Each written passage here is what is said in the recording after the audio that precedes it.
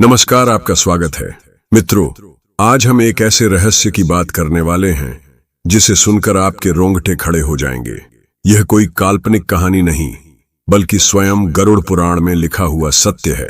दोस्तों, जब कोई इंसान इस धरती को छोड़कर जाता है तो उसकी आत्मा पहली रात कैसी होती है, उस आत्मा के सामने कौन आता है, उसे कैसा अनुभव होता है, और सबसे बड़ी बात, उस रात उसके साथ भगवान विष्णु और यमदूतों का क्या संबंध होता है, यह सब जानना हर इंसान के लिए जरूरी है।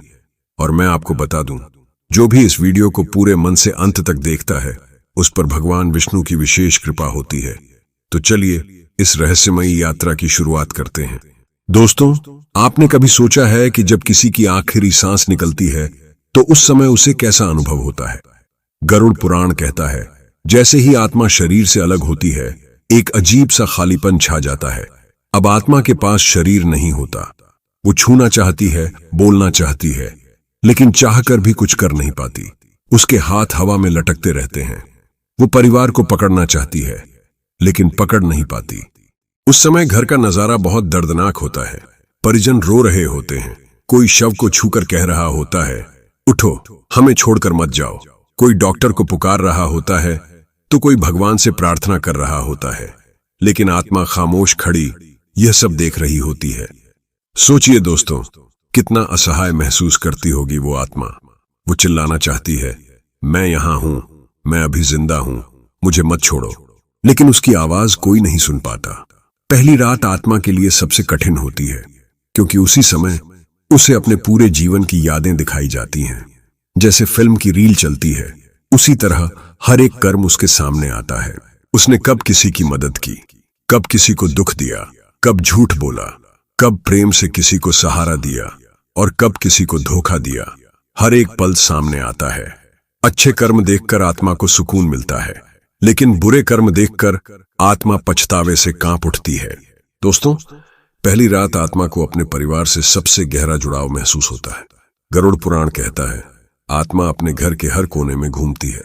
वो अपने बच्चों को देखती है, उनके सिर पर हाथ फेरना चाहती है। वो अपने माता पिता या जीवन साथी को देखती है और सोचती है, काश मुझे थोड़ा और समय मिल जाता, मैं सबका ख्याल रख पाता। लेकिन अब समय उसके हाथ में नहीं होता। यह जुड़ाव उसे और भी बेचैन करता है, क्योंकि अब वो चाहे जितना रोए, चाहे जितना पुकारे, कोई उसकी बात नहीं सुन पाता। मित्रों, पहली रात का सबसे भयावह दृश्य तब आता है जब आत्मा के सामने यमदूत प्रकट होते हैं।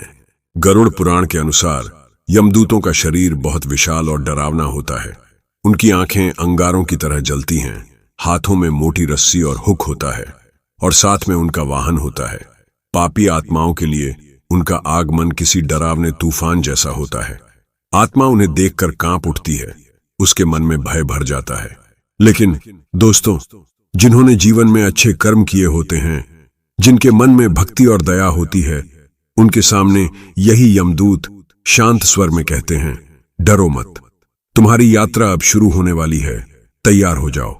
उसके बाद आत्मा को एक रास्ता दिखाया जाता है। यह कोई साधारण रास्ता नहीं होता। गरुड़ पुराण कहता है, यह मार्ग कई रूप लेता है। कभी यह अंधकारमय होता है, जहां आत्मा को कुछ दिखाई नहीं देता। कभी यह आग की तरह तपता है, जिससे आत्मा का सूक्ष्म शरीर झुलसने लगता है।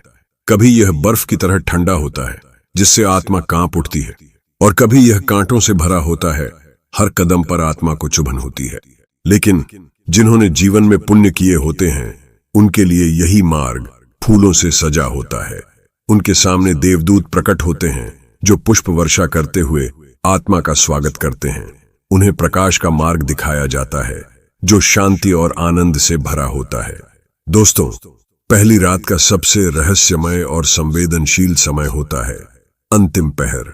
जब पूरा घर गहरी नींद में होता है, उस समय आत्मा सबसे ज्यादा बेचैन होती है। वो अपने शरीर की तरफ खींचती है, अपने प्रियजनों को देखती है और सोचती है, काश मुझे थोड़ी और सांसें मिल जाती। लेकिन नियति का नियम है, समय पूरा होते ही आत्मा को जाना ही होता है। गरुड़ पुराण में लिखा है, जो आत्मा पहली रात में अपने कर्मों को देखकर पछताती है, वह अगले 11 दिनों तक बार बार भगवान को याद करती है।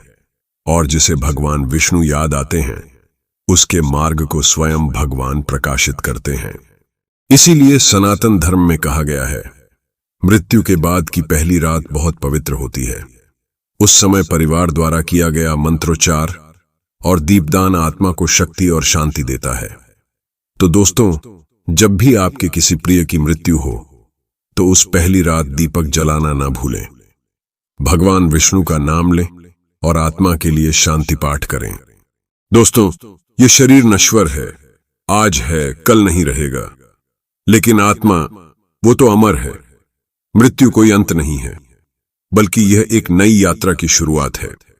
मित्रों, गरुड़ पुराण हमें यही संदेश देता है कि जीवन में प्रेम करो, दया करो, किसी का दिल मत दुखाओ, क्योंकि वही कर्म हमारी अगली यात्रा का मार्ग तय करेंगे। अगर आपने आज की इस गहरी और रहस्यमयी बात को सीखा है तो नीचे कमेंट में लिखिए जय श्री विष्णु, ताकि हमें भी पता चल सके कि यह ज्ञान आप तक पहुंचा। और अगर यह वीडियो आपको अच्छा लगा हो तो इसे लाइक जरूर करें, अपने दोस्तों और परिवार के साथ शेयर करें और हमारे चैनल को सब्सक्राइब करना ना भूलें। जय श्री हरि।